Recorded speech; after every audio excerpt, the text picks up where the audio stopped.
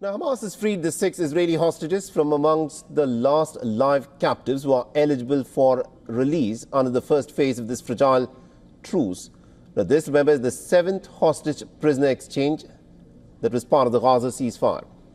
The crowds of Palestinians had gathered in Gaza's Nusayrat refugee camp, where Hamas handed over the Israeli hostages to members of the Red Cross.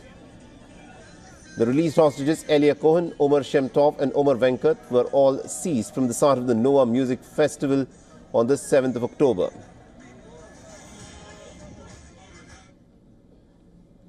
Now, dozens of masked members of Hamas stood guard in a crowd that had gathered to watch the handover, as Hamas men armed with automatic rifles stood on each side of the 3 hostages, who appeared fairly thin and pale.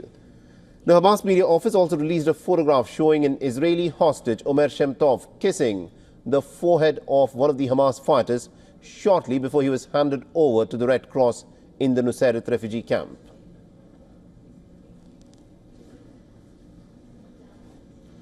A helicopter carrying the released Israeli hostage Tal Shaham landed at a hospital in Tel Aviv.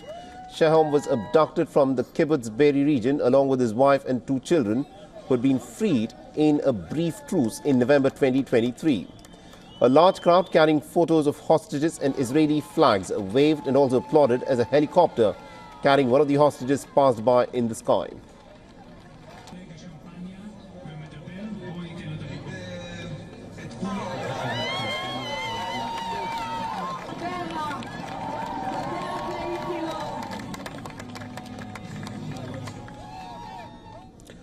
Like the hostages in the previous liberations, Tal Shaham and Mengistu were handed liberation certificates in Hebrew before they were helped into vehicles from the Red Cross.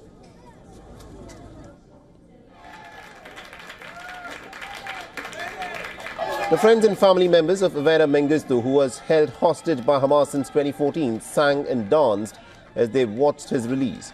The 39-year-old crossed over into Gaza of his own accord about a decade ago, and had been held and then had been held by Hamas in their custody ever since.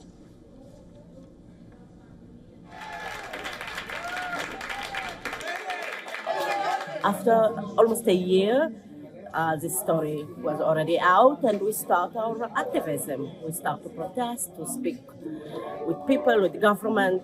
We did what we could, but publicly we couldn't really succeed. The public was not with us. The government, of course, was not with us. Even though Avera is, he has I guess he still has a mental ill, and that his humanitarian issue, government didn't do anything.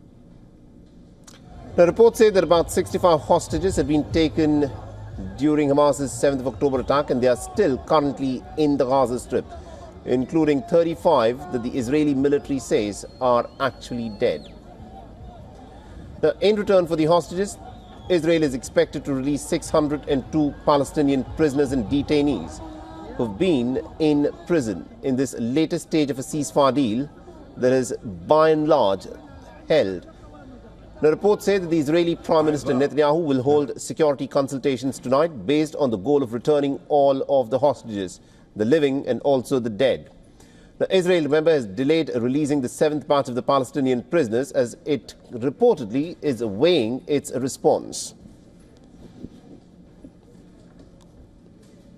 All right, now to put things in perspective, we are joined this broadcast by Mr. Adrian Calamil, who's a fellow at the Arabian Peninsula Institute, terrorism and Middle Eastern scholar and author of a forthcoming book on Hezbollah. Mr. Calamil, thank you very much indeed for joining us on this broadcast and beyond.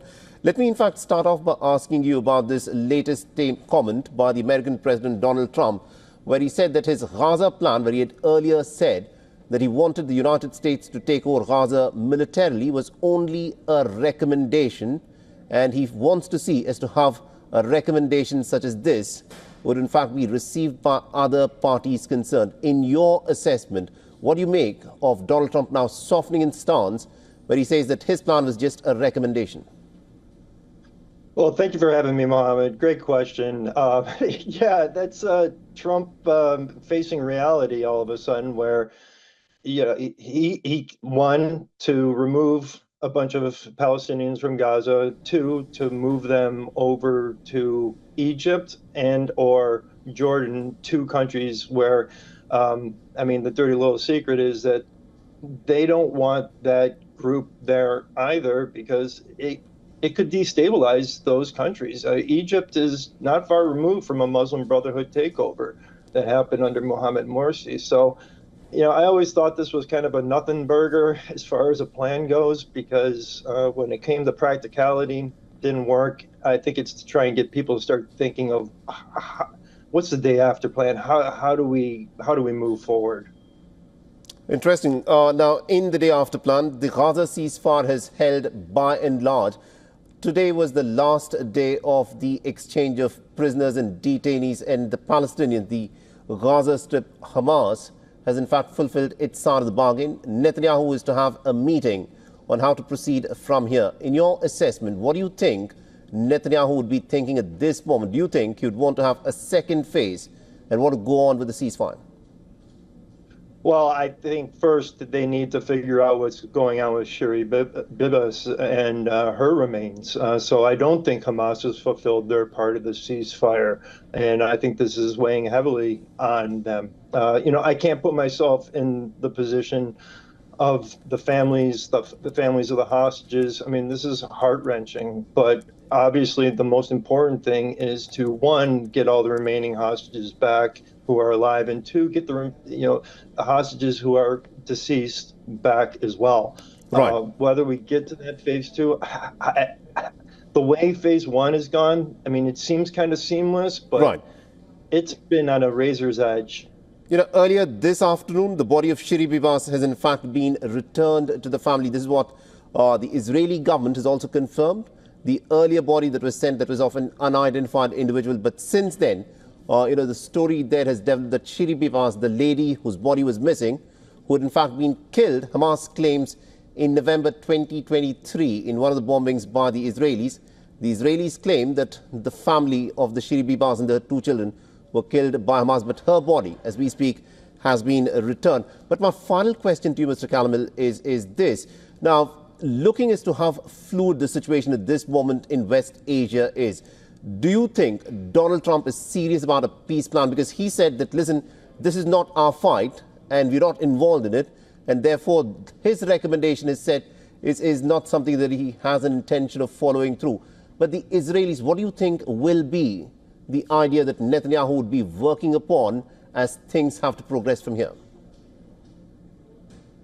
As it progresses from here, from day one, it's always been about getting the hostages back. And we're starting to move through that phase slowly through fits and pauses, but we're starting to get there. The other one has been to make sure that Hamas doesn't have the capabilities, the capacity to launch another October 7th from the Gaza Strip.